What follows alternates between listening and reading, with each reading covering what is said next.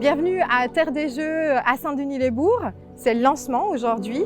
Ce lancement, il se veut festif, il se veut culturel, il se veut sportif, il se veut environnemental aussi.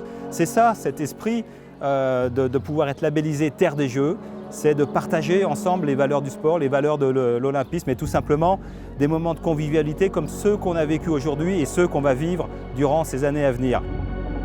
Cette journée, en fait, on l'a impulsée avec une marraine, Cécile Novak, la première femme récompensée au JO de Barcelone de 92. Et donc, elle nous a fait le plaisir de participer à cette journée et d'évoquer les Jeux Olympiques à sa manière. Le judo, ça reste quand même une belle école de la vie et c'est souvent un sport qui est recommandé pour des gamins soit qui sont timides, soit pour des gamins qui sont un peu turbulents. Et puis après, c'est vrai que les valeurs qui sont véhiculées dans le judo, elles sont souvent plébiscitées. C'est d'ailleurs pour ça que les parents nous mettent les enfants dans le judo. C'est une vraie école de la vie. C'est des valeurs qui peuvent être transférées plus tard. On parle souvent d'engagement, de travail, de persévérance, de règles de vie et c'est vrai que ça aide les parents, ça aide les enfants aussi à l'école à se conduire correctement puisque on leur dit le comportement que vous avez au judo, c'est le même comportement que vous devez avoir dans la vie. Et c'est vrai qu'on traverse toutes les générations, le judo traverse toutes les générations grâce à ces valeurs et ce code moral. La réussite de cette journée, elle est collective.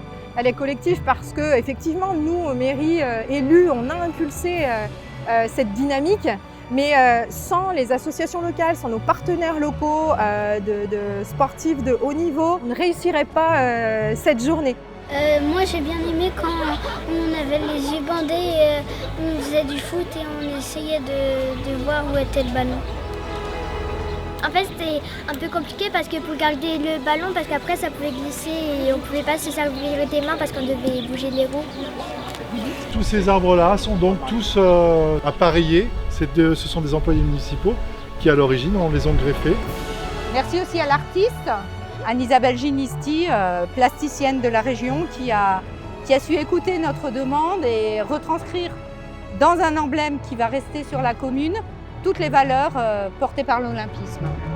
Alors on a une association, un mélange de toutes ces formes de culture, de dynamisme, de passion, avec des sportifs en action, mais aussi des musiciens, des cadres révélant un petit peu l'œuvre. Et le symbolisme est très fort, évidemment, la paix, le noir pour la stabilité, l'évasion, le rêve avec le bleu. On a toute une gamme de couleurs qui nous permettait de s'exprimer sur une large palette.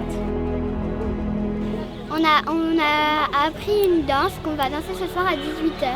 Alors aujourd'hui, la mairie nous avait sollicité en fait pour mener la flash mob, donc qui avait lieu à 18h. Donc en fait pendant tout l'après-midi, on a appris cette chorégraphie à tous les gens de Saint-Denis pour qu'on puisse rendre quelque chose de super sympa et dynamique à 18h. On a tout le monde qui est venu danser avec nous, que ce soit des enfants, des adultes, des personnes plus âgées. Et pour nous, ça représente vraiment les valeurs du sport et surtout la façon de penser et le dynamisme de Saint-Denis. Voilà, tout simplement. Moi, je trouve ça super qu'on fasse une danse pour tous ceux qui sont là, même s'il n'y a pas tout le CMCMJ. Quand même, c'est cool.